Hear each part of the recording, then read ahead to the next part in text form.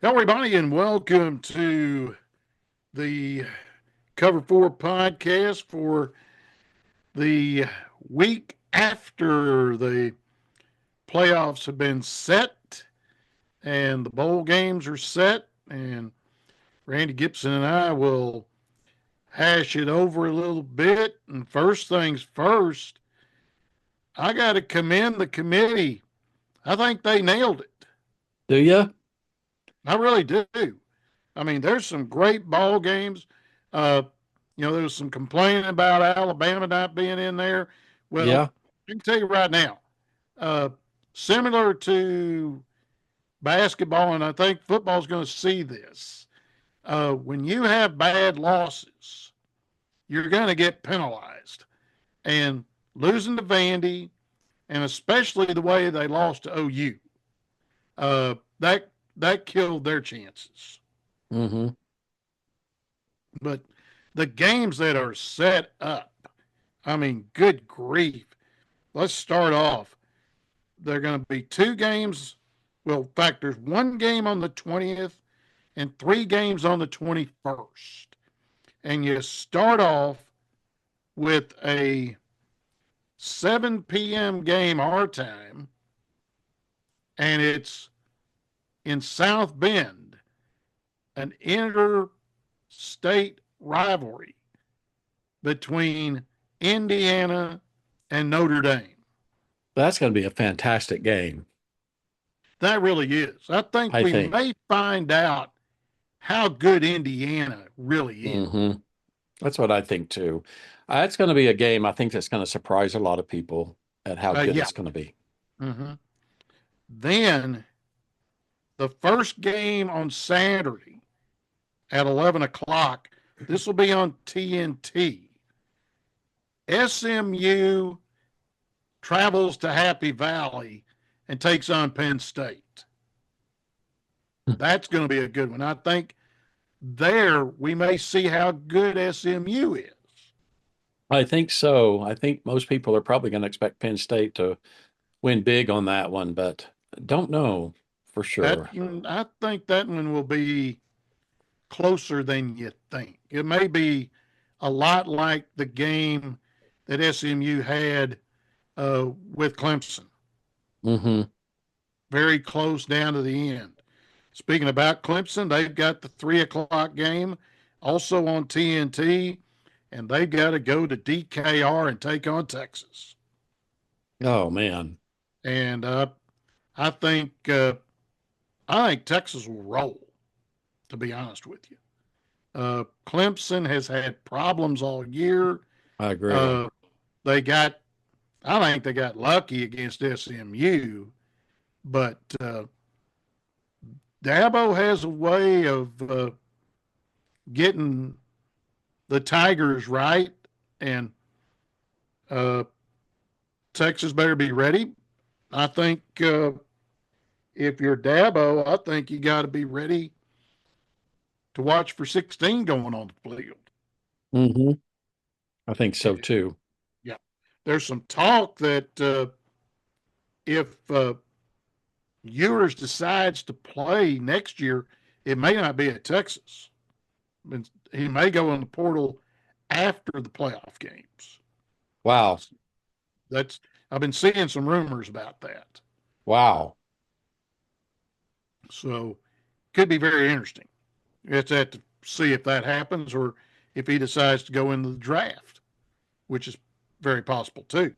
Mm-hmm. The last game will be at the Shoe, Ohio State and Tennessee. That will be the night game on ABC. And that might be one of the bunch. Yeah, Ohio State's kind of, well, that loss to Michigan, I think, really hurt them. I think it really hurt them. And I think it's advantage Josh Heupel and the Vols going into that game. Even though you could run into some bad weather up there. You look there, you've got three ball games that the weather could affect it. But Hmm. the only game that's on natural grass is Penn State. Yeah. Notre Dame is turf, and Ohio State's turf. The weather is going to be an interesting factor this year because of them going to those types of places, I think. Yeah, yeah. But it's really a an interesting thing where you have that possibility, and which they are not playing this weekend because everybody it's finals week for everybody. Right. Right. So Yeah. The only that's one you got this weekend is the traditional Army Navy. yep, that's correct. But they're pretty much done with uh, their finals, and they know about it. So uh, that'll be an interesting ball game Saturday. Watch Yeah, it that on will. CB. You know, It will. uh, It Brad will. Nessler, Gary Danielson will call that game. Uh, that will be two teams that are they've had really good seasons, and They have, and we'll we'll touch on touch on Navy. Navy here Yep. momentarily. But you look the winners of those games next Friday night, and then the three games Saturday. Then you get the quarterfinals, the 31st and the 1st. The Fiesta Bowl is Boise State against the winner of Penn State and SMU at the Big Toaster in in Glendale. That'll be a 6:30 kickoff. Then Yeah. the games New Year's Day, the Peach Bowl in Atlanta, Arizona State against either Texas or Clemson. Yep. That's the noon game. The Rose Bowl gets number one Oregon and the winner of Ohio State and Tennessee. That's going to be the game to watch, I think. Yeah, 4 o'clock, but it really kicks off around 10 o'clock around here with the Rose Parade. And think about this one. If Ohio State doesn't make it, the pride of the Southland goes marching down Colorado Boulevard. Well, that would be pretty cool for them. Yes, it would. And the cheerleaders, Tennessee would have their own float that would Yeah, they have to be would. made up in a hurry. Right. Right. Oregon, they already know they're going to have theirs done, but they'll have to make the float for either Ohio State or Tennessee pretty quick. But think about this: uh, if it is Tennessee, be a whole lot of big orange on that float Heck yeah. You know there with will be. with the cheerleaders and the Palm Squad on Yeah, there. I'm just wondering if Jimmy Dyke's daughter, Kennedy, who's a member of the cheerleading squad, would they let the freshmen go out, or will they have to hang back and do the basketball game that weekend? That's the $64 question. yeah. Yeah. Then the final game would be the Sugar Bowl, Georgia against Notre Dame or Indiana in New Orleans for the night game. Hmm. So Got uh, some got some fun games coming up. there's some very fun games. Then the semifinals will be the 9th and 10th. The Thursday night game is at the Orange Bowl, a place where you have marched. Yep. And I was looking on a website on Facebook, called vintage scoreboards. I mean, I sent you Mm-hmm. a vintage one Right. from Owen Field Yeah. way back in the day Yeah. of that old Fair Play scoreboard that used to have the red light between the minutes and the seconds. Yep. Little colon, little red light colon flashing.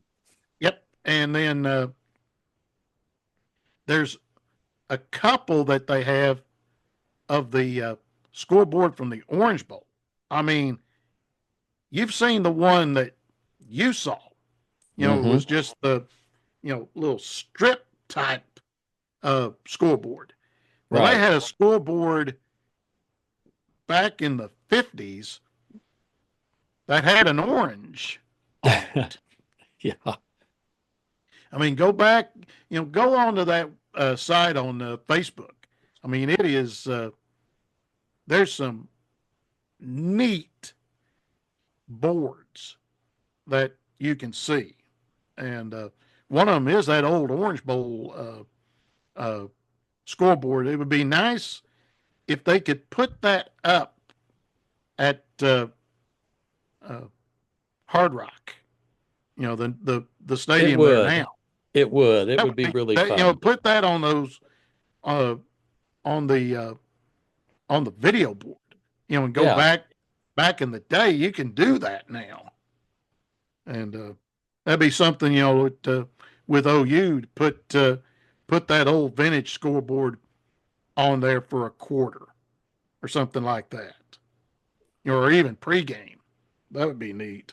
Just fun. Just something The fun. other game is the is going to be in Dallas at Jerry's place, the Cotton Bowl on the 10th, and then the national championship game is back in Atlanta.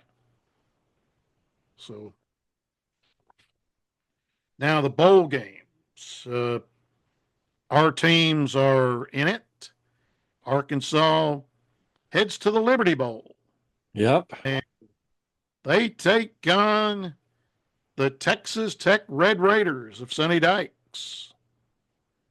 So uh, that will be a full house in I'm Memphis. sure it will. Yeah. I mean, Arkansas fans will travel the 200 and well about 300 miles from Fayetteville to go to Memphis. But Texas Tech will travel. You know that as well as I Mm-hmm. do. Yeah, they will. They will And travel. They'll travel well. and the bands will be there both in full force.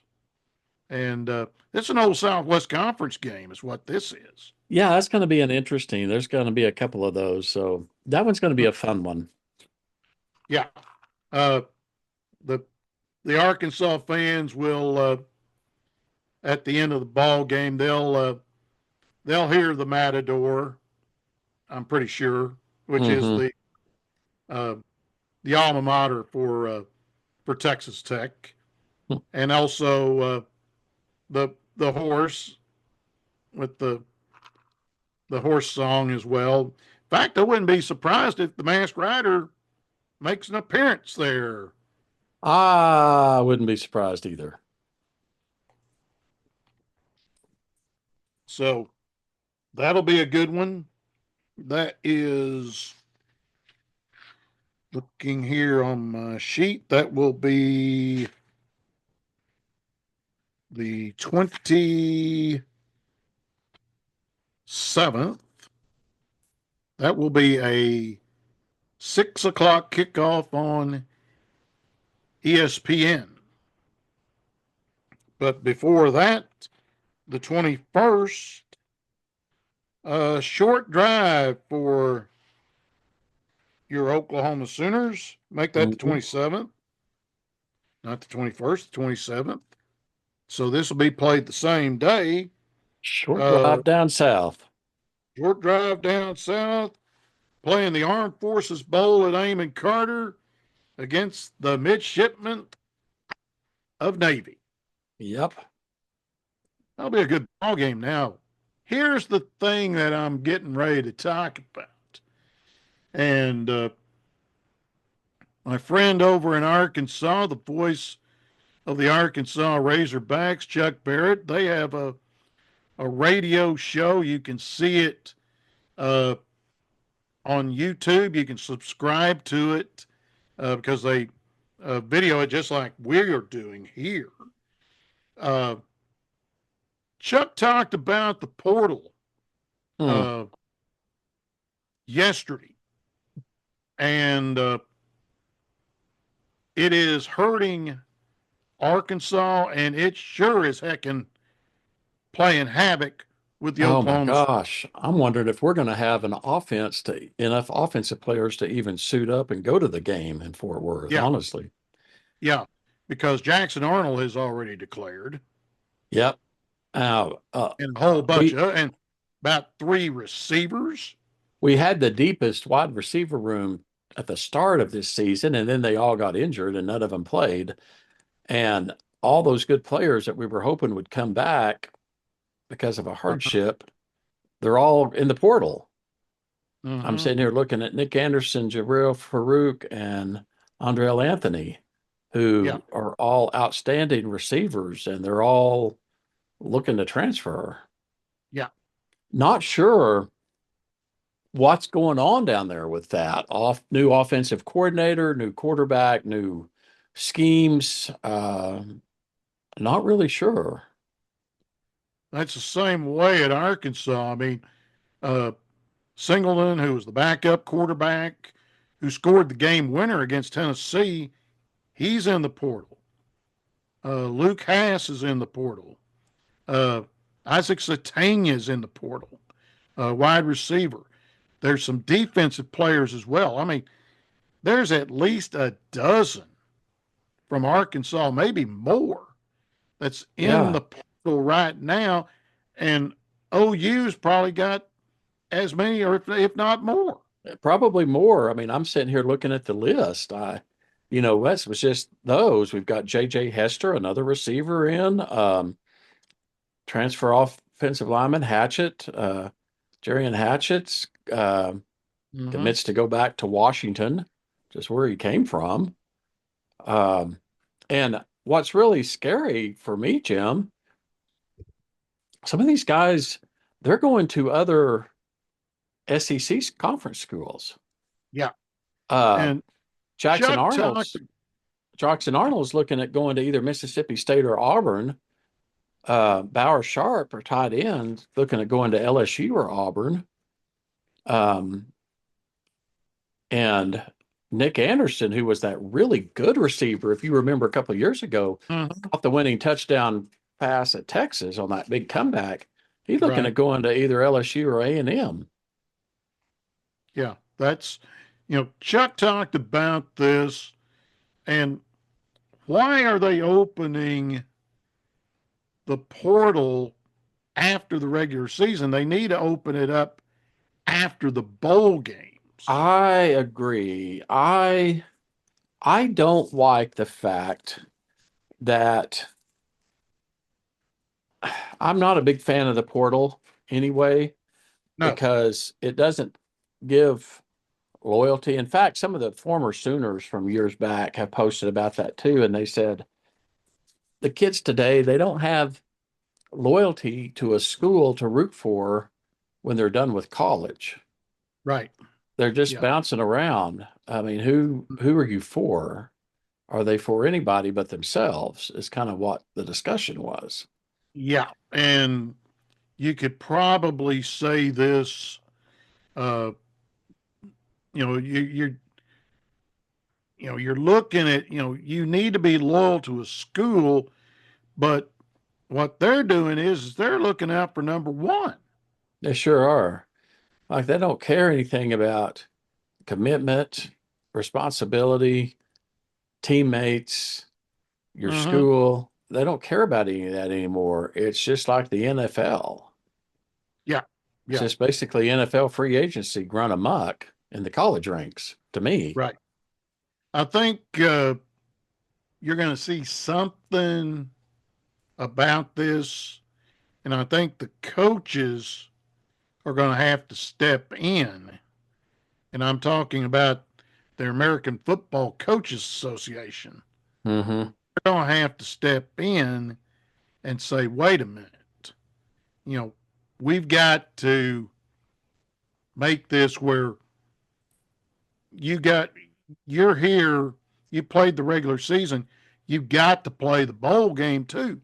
Yeah, and I have trouble with that too because you've got these guys who play all year and then they can opt out of the bowl game. I mean, we saw that last year with Caleb Williams at Yeah. USC. Yeah. Mm-hmm. Here Yes. he was, winning the Heisman Trophy, and he didn't even play in the bowl game. No. And that's something that, you know, is going to have to be addressed. Yeah, it And is. like I say, I think I if the Football Coaches Association, uh, they've got to do it because the NCAA is not going to do it. I no, don't. and as a fan, it's frustrating because I felt this way last year, and I'm going to tell you, I'm going to feel this way this year too. I don't care about OU's bowl game. Mm-hmm. Honestly, I didn't care Yeah. about it last year Right.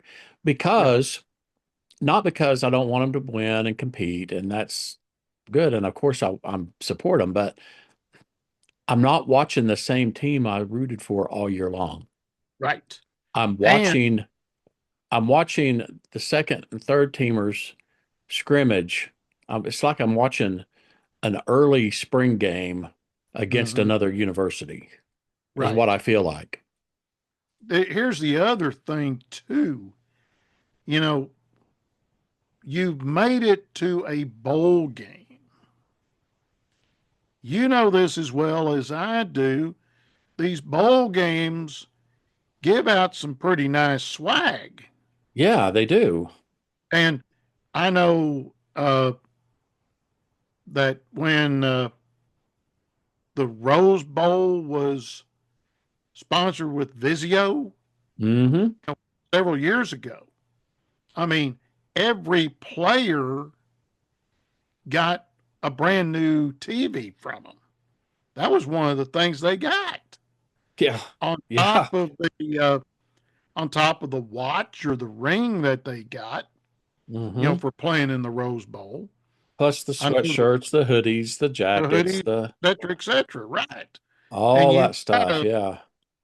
I mean, it's like seven, I think it's like a $750 limit.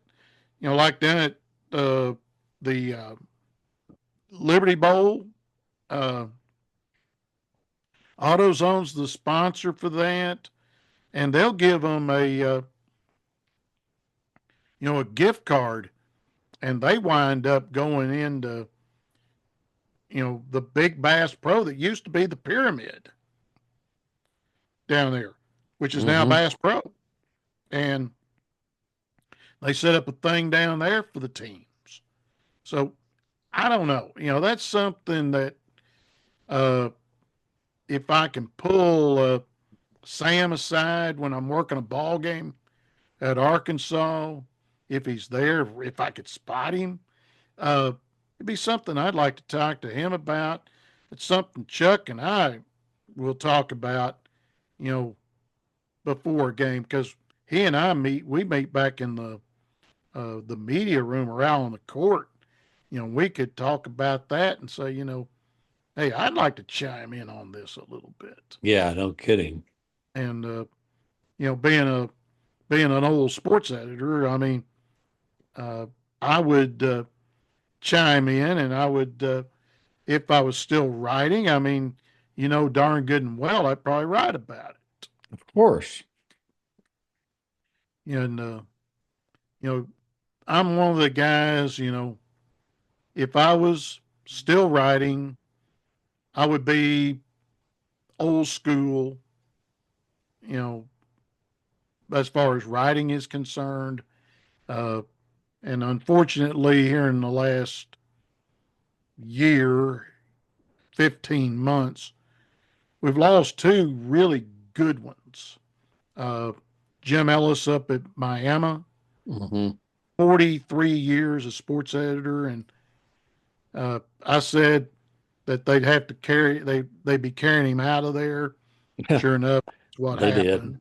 Yeah. Uh, and unfortunately, after the Arkansas Missouri game, the guy who was the beat writer for the Arkansas Razorbacks for the Arkansas Democrat Gazette, Bob Holt, and I've met Bob uh, during the ball games, uh, sat up there where I would sit uh, for basketball. Didn't know where he probably sat in front of me during football, but he was going back to the press box after the post game uh, in the snow at Faroe Field, and Bob unfortunately suffered a heart attack. They transported him over to the medical center, which is literally right across the street from Faroe Field, and uh, Wednesday morning, unfortunately, Bob passed away at 65. The scary part of it is I just joined the old man club myself the 19th and turned 65. But we're losing good guys, uh, not only passing away, but also guys uh, retiring and saying, I've had Hmm. it. Well, I've had enough.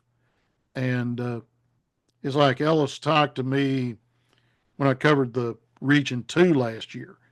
The problem he has with his stringers, and you could probably ask Kim, you could probably ask Barry Lewis at Tulsa World, and a number of other people. When you get the stringers now, they can't put three sentences together. Yeah. That's sad. Yeah. No And kidding. It sure it, is.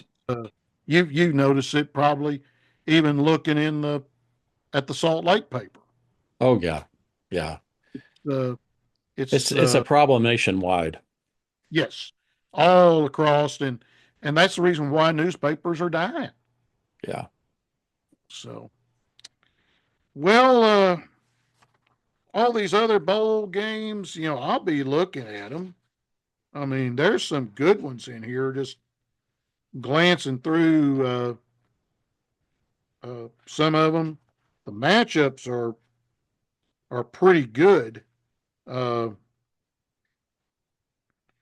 Kansas State's playing Rutgers in a bowl game. Uh, like I say, Navy and OU. That's going to be interesting. Uh, Uh, not because Colorado, of yeah, Colorado, Colorado BYU. Let me BYU. talk on that one. You're Yeah. saying why is two Big 12 teams facing each other? Well, Hmm. here's the reason why: is that the Alamo Bowl had an agreement with the Pac-12.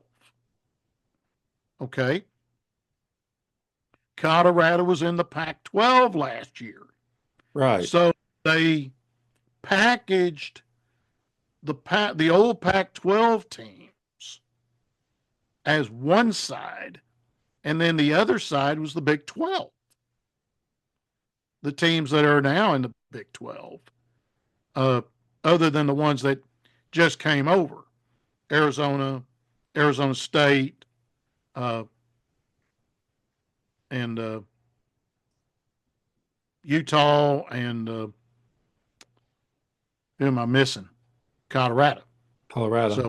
Yep. so Colorado would be into the Pac-12 thing. So that's the reason why those two are playing each other in in the Alamo Bowl. Plus, they didn't play each other this year. Right. And I think a lot of people were kind of hoping that they would have been in the Big 12 championship game. Yeah, yeah. And But now San Antone gets that. yeah. The Alamo Bowl will be full. Yep. It will be. And get a load of this one about Coach Prime. Uh, they have a lady that similar to Sister Jean, with Loyola Chicago, the basketball team. She's 100 years old. Went to her and her twin sister supported Colorado football, Colorado basketball until her sister passed away about a year ago. Well, she still supports CU football. She's never been on a plane, but Deion Sanders is going to have her go to that ball game in San Antonio, and he's springing for a private plane to take her to the game to San Antonio, Mm-hmm. and he's footing the bill, and Yeah. it's I mean they did a thing for her at Folsom Field when she turned 100, and the whole crowd sang happy birthday to her. Huh. Her name's Peggy, and it's really going to be a neat story to see Colorado and BYU down there in San Antonio, and she's there rooting for the black and gold of Colorado, Mm-hmm. and getting to go to that game and not have to watch it on TV. So Yeah. Yeah. Fun. it's going to be a lot of fun. Uh, the coach that you cannot stand, and I'm talking Lincoln Riley, but you call Yes. him Muleshoe. Mule shoe. Uh, they're playing in Vegas in the Las Vegas Bowl against Texas A&M. That'll be interesting. It will be. Uh, Kick you've 'em got Aggies. you've got both bands there, the Aggie Yeah. band Yeah. and the uh, the SC band. That'll be good. Uh, Nebraska getting to go to Yankee Stadium and play Boston College. Yeah. Interesting, huh?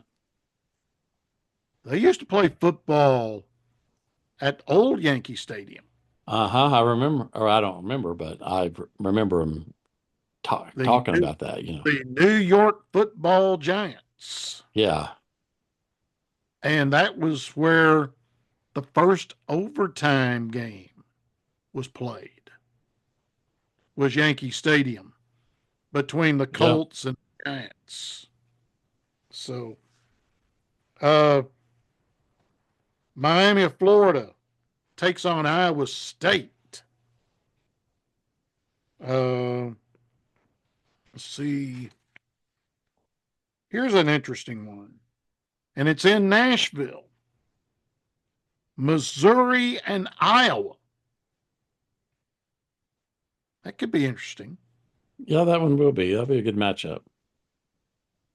Army takes on Marshall in the Independence Bowl down in Shreveport. Uh, then down in Tampa, the New Year's Eve at noon, or it'll be 11 o'clock here. Michigan and Alabama. Hmm. Uh, Yep. here's one I'm interested in: Citrus Bowl. South Carolina against the Fighting Bielema's, Illinois. As Brett Bielema used to be the head coach at Arkansas, now at Illinois. Hmm. Uh, that will be a good ball game. The Texas Bowl uh, at Houston will be two very close teams, LSU and Baylor. They don't have to drive too far to get down to NRG Stadium. That's right. 'em. Ole Miss and Duke in the Gator Bowl. That'll be the day after New Year's. That'll be on the 2nd. So, there'll be a lot of good bowl games, to say the least. There'll be a few I'll watch. Uh, the but the ones I'm more interested in is the games in the playoffs. Those are going to be some Mm-hmm. dandy. They're going to be good games. Yeah. Be really Uh, good. Wonder where game day might light out of those three, the three Saturday games. I don't know. I don't know. It's going to be interesting to see which one they choose, isn't it? Yeah. Yeah. The the late game Saturday, do they go to Ohio State? I mean, Chris and Herbie are going to probably call that game. Of course. Uh, I think McDonough and his partner will call Indiana Notre Dame because that's the other ABC game. So be interesting. Uh, See if game day does go to Ohio State. Uh, Peter might be playing in the snow. I was going to say he could be rolling around in the snow, huh? Yeah. Uh, he was at the Southeastern Conference championship game.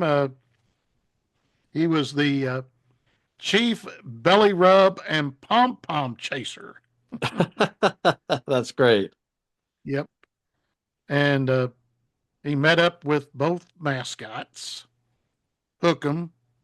In fact, Hookem took his hat off and put it on Peter's head, and That's funny. then Harry Dog, that's the Georgia mascot. He got to play with him and rough him up a little bit. Really? Yeah, That's he, great. he enjoyed it. Both of them did. So basketball's upon us. Uh, Lady Tigers are 2-0. The boys are 0-2. I think the boys are trying to. Uh, it may be a case where the boys are A, trying to learn a new system, and B, they may be pretty young. I hadn't seen the roster yet, so and hadn't been up to watch them play. So uh, kind of interesting to see what happens. I think the girls have a great chance to do some do it, maybe get a run and maybe get it to the state tournament again. Hopefully, as David Qualls is the head coach for the girls, as he has been for several years, and I think they've got a pretty good bunch again. Looks like they Good. beat McAllister and beat Stillwell. Good. Uh, so uh, Fantastic. so Arkansas, I'm slated to be over there the 21st. I got supposed to have two non-conference games, but uh, haven't got confirmation yet. But uh, I'm down for the 8th and the 11th of January, and that's start of the conference. Big Hmm. big thing for Arkansas last night. They beat Michigan at the Garden, part of the Really? Jimmy Classic. They were down 15. They were up 18 at one time and won 89-87 against Michigan last night.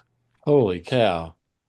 So, I mean, uh, like I say, as before we got on, I was watching this morning's Chuck and Bo show, and Chuck was still stuck up in New York. They were still getting ready to get on the bus, get on the plane, and head back for Fayetteville.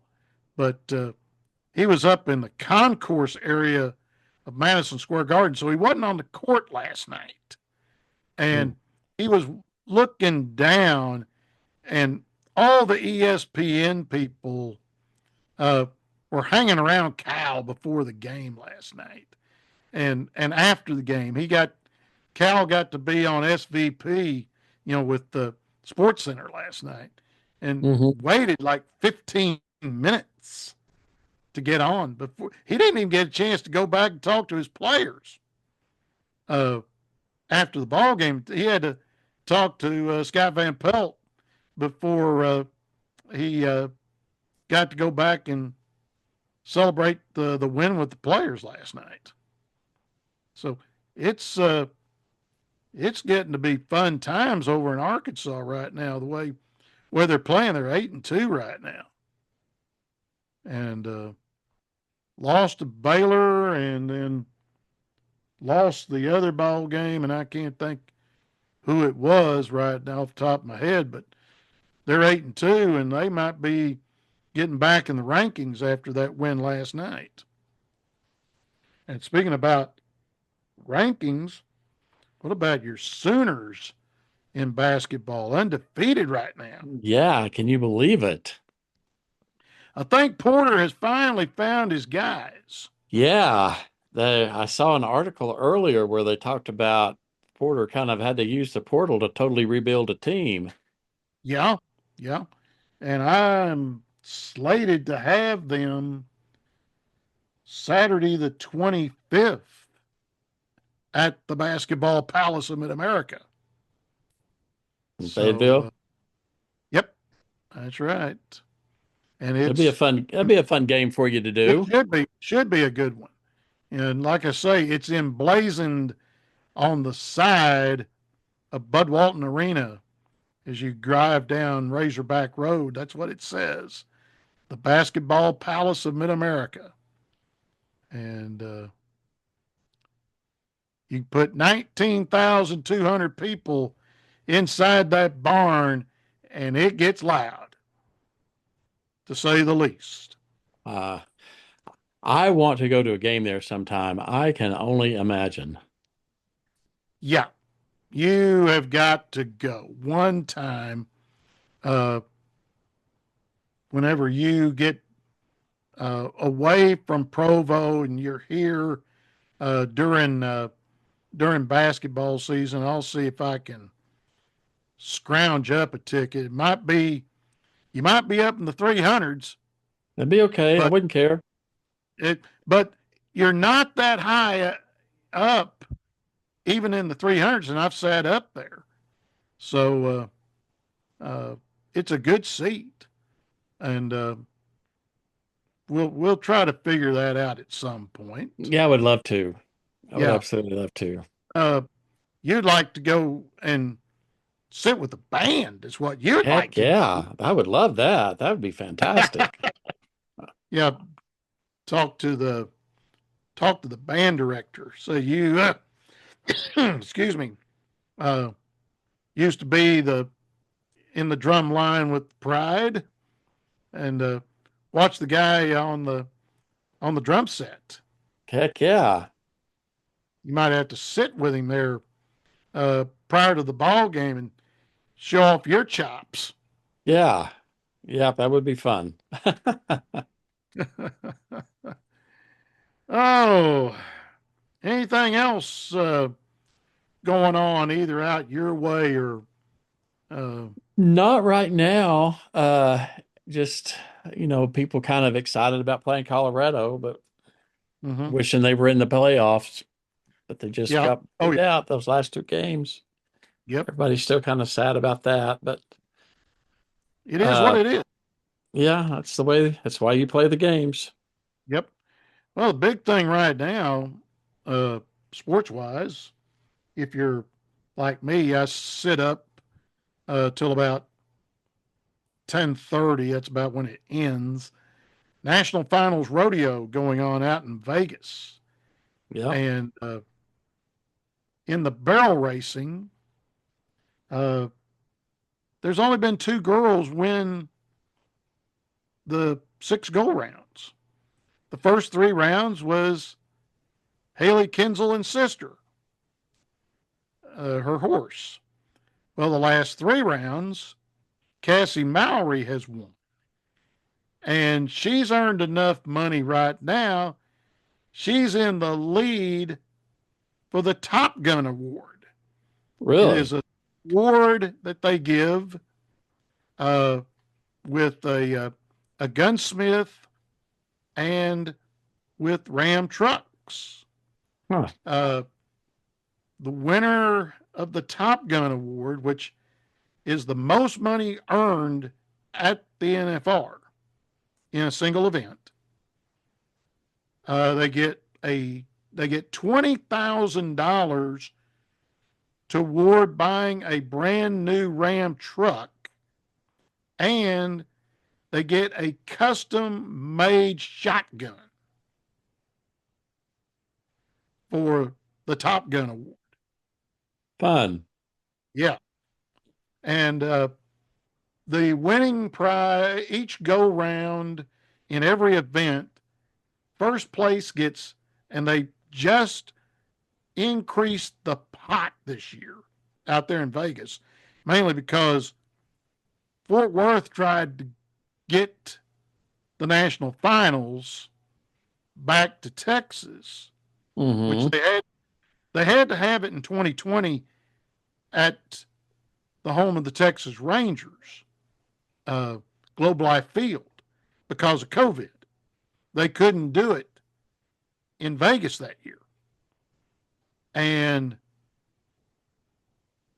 Fort Worth, I think, made a pretty good bid to try to get that thing at Globe Life Field.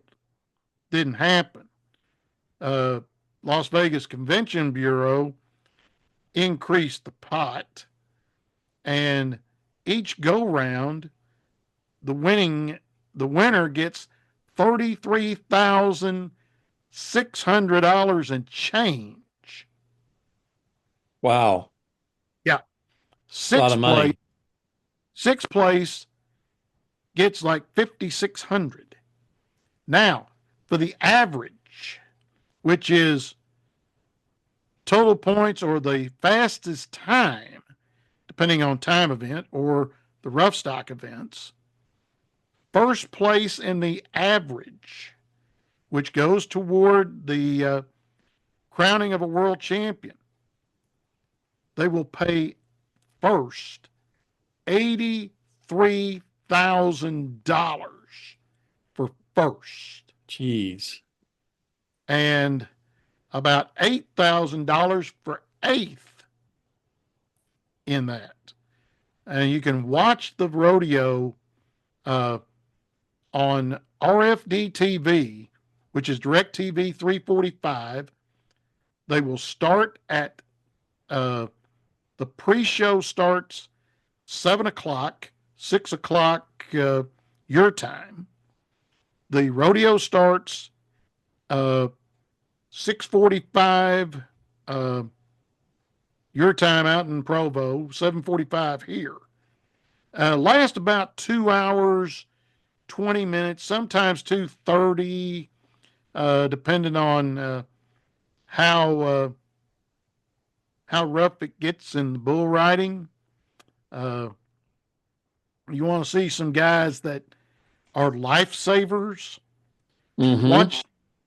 Watch the three Choctaw bullfighters. Choctaw Casino sponsors the bullfighters. The three are Nate Justice, Cody Webster, who is the bullfighter of the year, and then the greatest of all times, Dusty Tuckness, with John Harrison in the barrel. Hmm. And Harrison has already been run over twice Wow. in the performances in the first 6 rounds. And I mean, one of them, he bucked the cowboy off. He said to the three bullfighters, says, I'm not messing with you three knuckleheads. I'm going straight for that barrel because I know there's somebody in there. And he went knock, knock. And And he and John, was. John got rolled. He was inside the barrel, and he felt the full effect of the bull hitting it. So, but uh, David Bailey has some stock out there, Good. and they're on the Cherokee Muskogee County line. Uh, Hmm. that's uh, that's something that we can hang our hat on here in Cherokee County. And I know he had a bronc that bucked the other night, Hmm. and then I don't know if he had any bulls out there or not. So, uh, one other thing before we go, there's some changing of the guard in high school as far as coaches are concerned. Uh, Head coach at Owasso, he only coached there 1 year as the head coach. He'd been a longtime assistant for Bill Blankenship. Hmm. Resigned yesterday and takes over for Kurt Frederick at Union because this guy played at Union. So he's going back home. And Frederick has retired. He's going to work in the athletic department, work with Emily Barkley, Justin Barkley's wife, who's the athletic director. And Owasso reached out to Bill Blankenship, said, "Hey, would you like to come back and be the coach of the Rams?" Bill Blankenship said yes. So Wow. Okay. he's going back on the sideline in 25 after 1 year. Fantastic. Fantastic. And I wouldn't be surprised if an assistant is his son Josh, who resigned at Broken Arrow about a week ago. The Broken Arrow Uh, open. he may be joining him. Yep. Then this morning, former Redmond Travis Hill resigned as the head football coach of the Muskogee Roughers. Really? So there's two 6A jobs, one in 6A1 and now one in 6A2 that's open. Do you think that had anything to do? Was it just something? Was that a plan? Did you know that was coming? I mean, I know I read that they lost a tough one in the state championship game. They lost 26-25 to Choctaw Yeah. Left the championship game. trophy on the field, Hmm. I I read. don't. Now that may be the kids doing that, Yeah, I'm sure the kids did it. I'm sure but the staff went uh, down and got it, but oh, somebody did. But no, I think Travis. Uh, I haven't talked to anybody about it. Uh, One of his old assistants, John Williams, uh, might ask John, and John played with Travis here at Northeastern, hmm. so might find out from him and say, "Hey, was this something that was planned, or was he spur of the moment, and he's looking for something else?